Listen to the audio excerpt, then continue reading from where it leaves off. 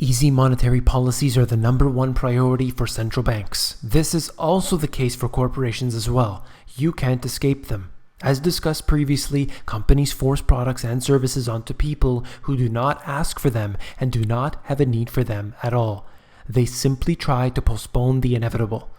A grand crisis, which is expected by everyone, but accepted by only a handful of us.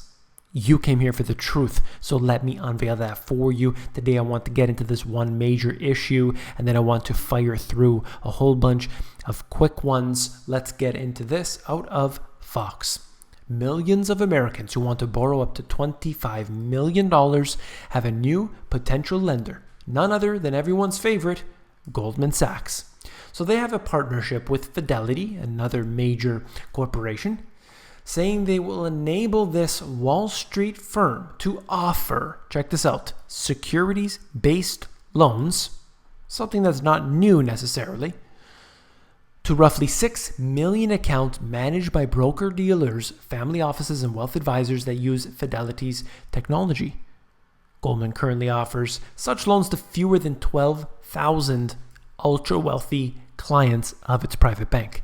So they are expanding that dramatically. So all of a sudden, you have securities-based loans, something that isn't that common. So let's touch on that for a moment.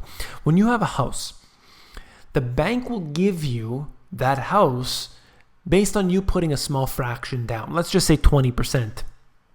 So you're going to put 20%, you own or you get to live in 100% of that home. You get to use 100% of it.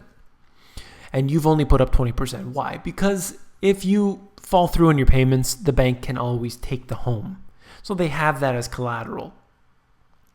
So they're willing to give that to you.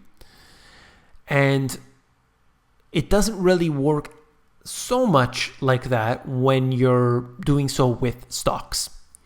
They won't give you much of a loan in comparison to what they will do with homes. I mean, look, you can get it with 1.5% down. There's all sorts of silly things, no interest or only interest loans and everything. There's ways, many more ways to get a lot of debt in real estate versus, let's say, stocks. But the ability to use your stocks as collateral is something that isn't really expanded so much until more recently. And look at what we have seen, where you move from 12,000 of these ultra wealthy clients now going to be allowed, in this particular company anyway, to 6 million accounts. So will all 6 million use that? No, I don't think they will.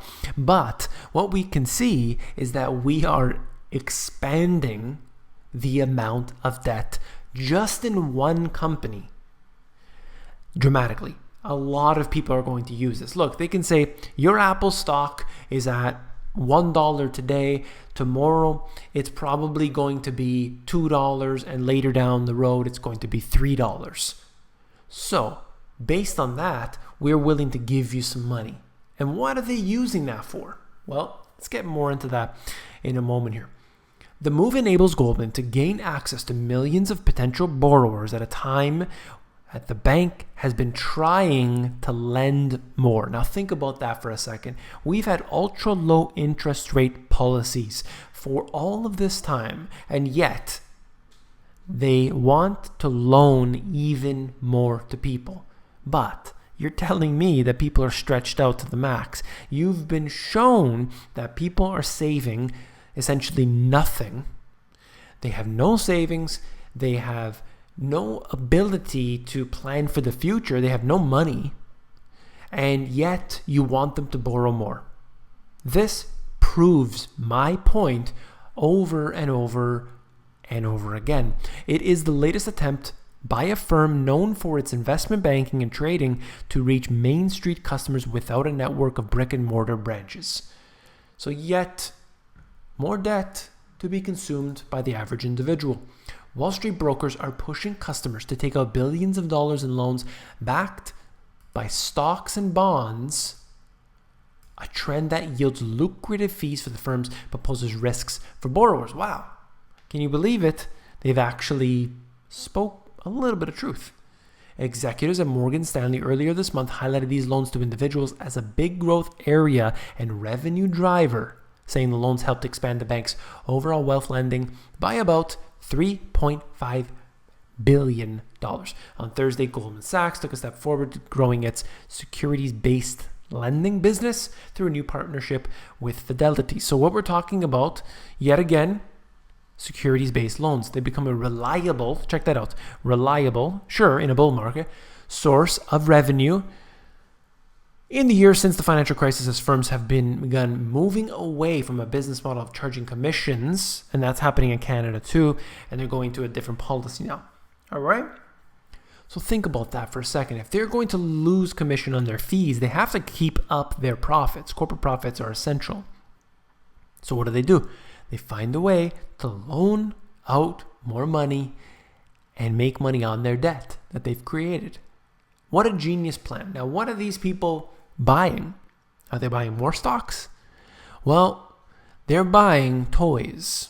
That's the fact. They're upgrading their homes. They are purchasing vehicles. They're doing whatever they want, and they're using their stocks as collateral. And that, to me, is a very, very dangerous policy. If you as an individual, you have your $1 and you want to invest that in Apple, you risk that $1. You put it down, you take that risk, and you're able to make money off of that $1, or you lose that.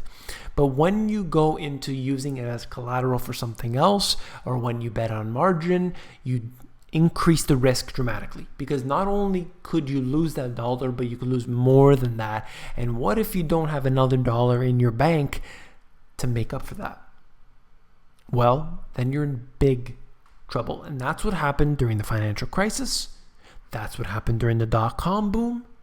That's what happened every single other crash previous, and it has expanded dramatically since, let's say, the 80s or so, once we got into all these financial derivatives that have been created. Everything really, accelerated at that point. But it's been going on for a lot longer than that. So this is really what I wanted to get into today, and understand that what we're seeing in the financial world isn't what you as an individual are most likely involved in. You may not use margin. You may just be putting your own money down. But you have to understand that the general public, the investment firms, like all the big money, essentially, is not doing what you do.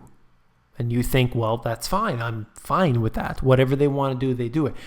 But it doesn't work like that, because there's a domino effect. What they do will hurt you really bad. And they'll find out. Goldman Sachs, the big boys, will find out if something's going to happen long before you do as an individual. Jim Cramer's not going to help you out. He's going to sell off what he needs to sell off before he tells you, I assure you.